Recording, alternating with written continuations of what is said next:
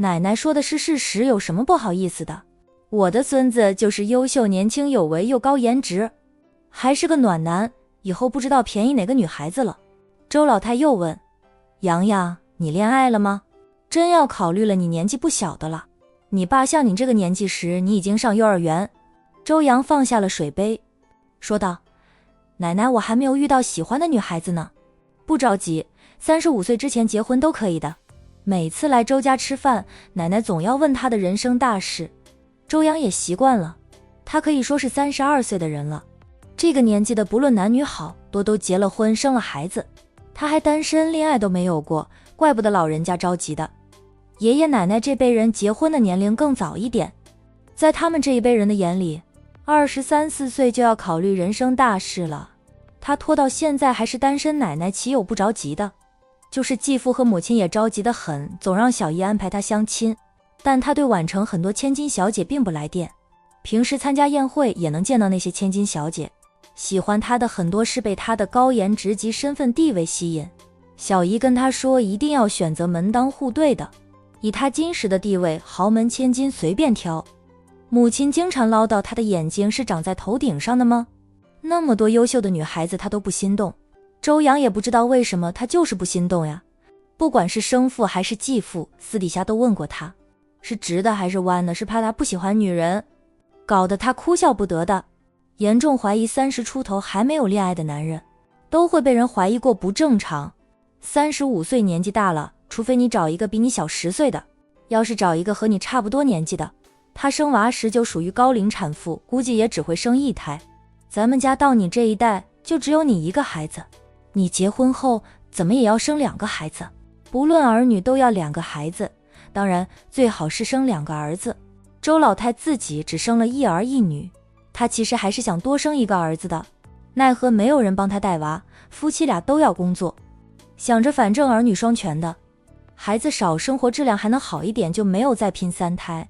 女儿倒是生了3个孩子，但女儿的孩子属于外孙辈，她带大3个外孙，现在孝顺她的还是自己的亲孙子，外孙嘛，也就偶尔过来看看她，来的时候顶多买1袋水果，还要吃掉一半才会离开，逢年过节给他个200-300块钱。虽说外孙不如孙子那么有本事，可是过年就给他200块钱，还是太薄了点儿。夫妻俩当初贴补给女儿的钱可不少，3个外孙从小到大花了他们多少钱呀？结果回报那么薄，周老太只要一想起来就后悔不已。还是亲孙好呀，外孙带上了个外字。周红林这辈子就只有周洋一个孩子，叶佳妮以前怀孕过，可惜孩子流掉了。她进去后，周红林又坚持要等她出来，不肯离婚再娶再育，导致她只有周洋一个孩子。人家海玲儿婚后都还生了个女儿，有了2个孩子，比周红林好多了。周老太就指望着孙子婚后能多生2个孩子，最好就是生3个，2儿1女，不想生那么多也要生2个儿子。2个女儿的话，她还是喜欢重孙居多。奶奶，我女朋友都还没有生多少个孩子的事，对我来说太遥远了。周洋笑道，这方面随缘吧。爷爷，你最近都在做什么？周洋转而跟爷爷聊天，奶奶只会家长里短，10句话有8句离不了催婚。你爷爷还能做什么？老头子一个，每天吃饱了就看电视，要不就在小区里和别人下棋吹牛逼。周老头瞪了老七2眼，我下棋好过你跳广场舞，经常吵到别人被人投诉的。我们是晚上7点半跳到9点就结束，就算吵也不会影响人家休息。我看那些人是见不得我们老太婆有个娱乐健身。周老太的确经常去跳广场舞，年纪大了，老头子有他自己的娱乐，他无聊只能加入了跳广场舞队列。在小区里是容易扰民，不过他们都有时间的，晚上9点前一般都结束了，不会打扰到别人休息。遇到学生中高考期间，他们都会停跳几天。相较于那些不分时间想跳就跳的人，周老太觉得自己和小区里的老太婆算是很明事理很好的了。你要是陪着我，我也用不着去跳广场舞，天天都下棋有什么好下的？周老头说道，陪了你大半辈子，我的头发花白了，还不能做点自己喜欢的事呀？你天天跳广场舞又有什么好跳的？怎么不好跳我就喜欢？那我也是喜欢，我就喜欢下棋。两老居然吵了起来。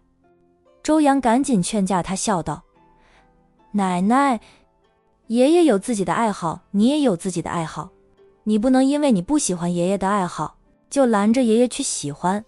爷爷都没有拦着你去做你喜欢博士，就是洋洋你奶奶呀，一辈子都是这样，恨不得我天天陪在他身边，我都没有点自由了。我又没有绑着你的两条腿，你怎么没有自由了？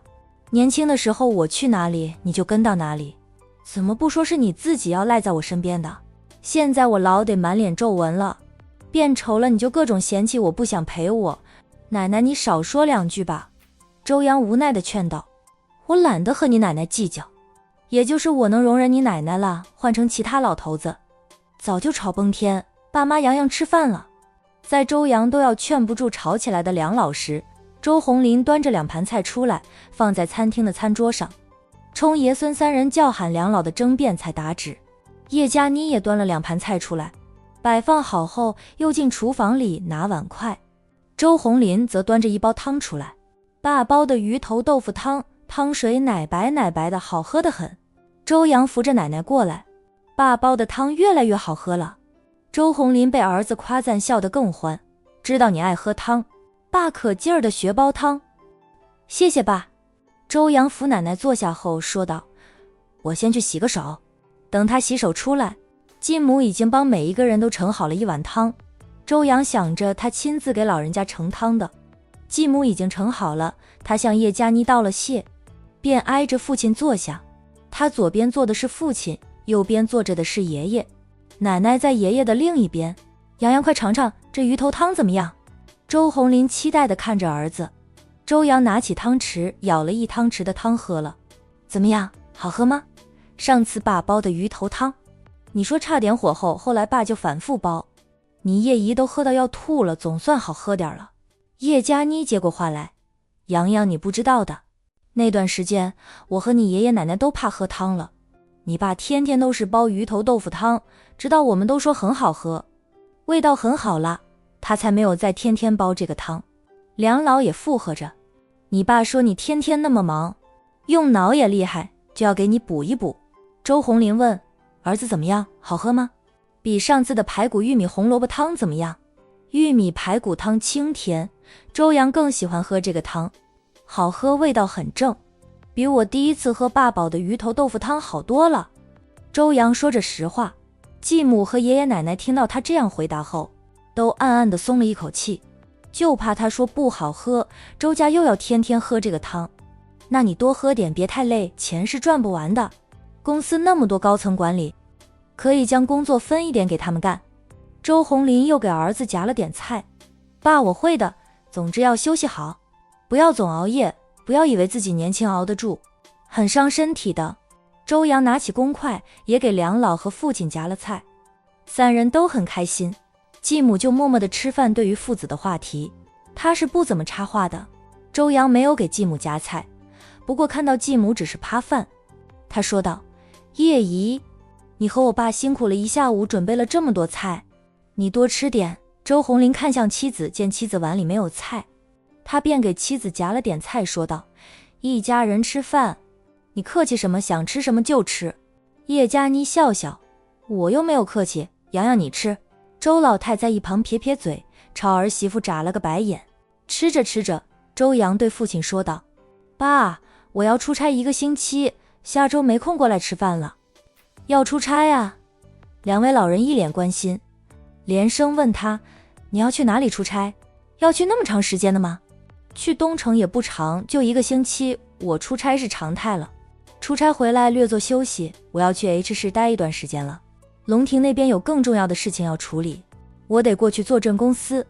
他虽说是副总，但他在龙腾集团也是有股份的，属于第2老板。周老太说道：那要多久才能回来？孙子不在宛城的时候，周老太觉得心里空落落的。人年纪大了，真的希望儿孙能常伴左右。他就羡慕以前的战家老太太，战老太太活着时真的是老人家享福中的天花板了，儿孙满堂皆孝顺，而且战老太太很长寿。周老太希望自己能有占老太太的福气，他孙子这么有本事也孝顺他，只要长命百岁，才能享到更多的孙儿福，还想喝孙媳妇茶呢。所以老太婆很注意身体，说不定回来了一定会过来看看你们的。周阳说不准回来的时间，龙庭公开了身份，接管了龙氏家族，会有很多事情要忙，龙腾集团的事就交给他了。龙庭得着手接下龙氏集团，将龙氏集团真正掌控在他手里。哦，梁老只能哦一声，满脸都是不舍之情，却也留不住孙子。太优秀的孩子是不可能留在他们身边陪伴他们的。一家人用过晚饭后，梁老要周阳陪他们下楼去散散步，周阳没有拒绝，反正他今晚不应酬，有时间陪梁老散步，也是让自己放松放松。一直都在忙，他的确很长时间没有好好放松放松了。周红林也想跟着下楼去散步，但还有碗筷要收拾，他只得先帮妻子收拾碗筷。红林，你也陪梁老散散步吧，这里有我收拾就行了。叶佳妮善解人意的道。洋洋难得不用应酬，能陪陪你们。他马上又要出差，出差回来又要飞 H 市，不知道什么时候才会回来。等下次他有空陪你们散步时，估计要等过年了。但过年他妈妈会回来，又要去他小姨家里跟表兄妹们聚会，怕是没有时间。每年过年周阳只有年前有1-2天回来陪一下老人家的年夜饭，都不在周家吃，他一般都是陪在母亲身边。过年的时候，海玲一家人会从江城回来，那才是周阳心里的家人，有父有母有妹妹，还有陆家那边的爷爷奶奶。虽然不是亲生的，但陆家的爷爷奶奶对他也很好，视若亲生。这也是周家两老总爱叫周阳过来吃饭的原因，是怕自己的孙子被陆家抢走。而且周阳还要去战家这里去2天，那里去2天，年假就用完了，所以今晚他不应酬过来吃饭，对周家人来说是个很好的陪伴机会。你在厨房里忙了一下午也累了，周红林还是心疼老婆的，年轻时的感情可能还没有这么真心，现在夫妻俩的感情才真实。没事儿，你也帮忙了，不是我一个人在忙，再洗洗碗收拾一下厨房的力气还是有的，你快去吧，等会儿他们走远了你就追不上了。叶佳妮催着周红林出去陪儿子。佳妮，你一个人真的没事？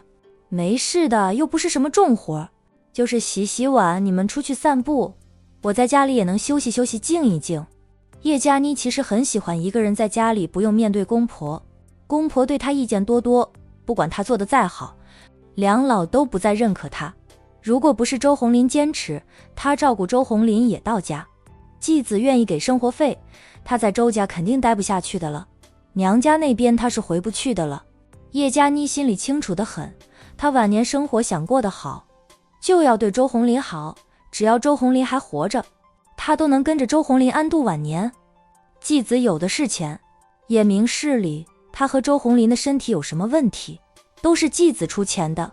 小区里的人跟她说的，就算是亲生的都未必能做到周阳这样。她是继母以前犯过错，差点伤害到杨洋，如今杨洋还能这样对她很好的了，属于以德报怨。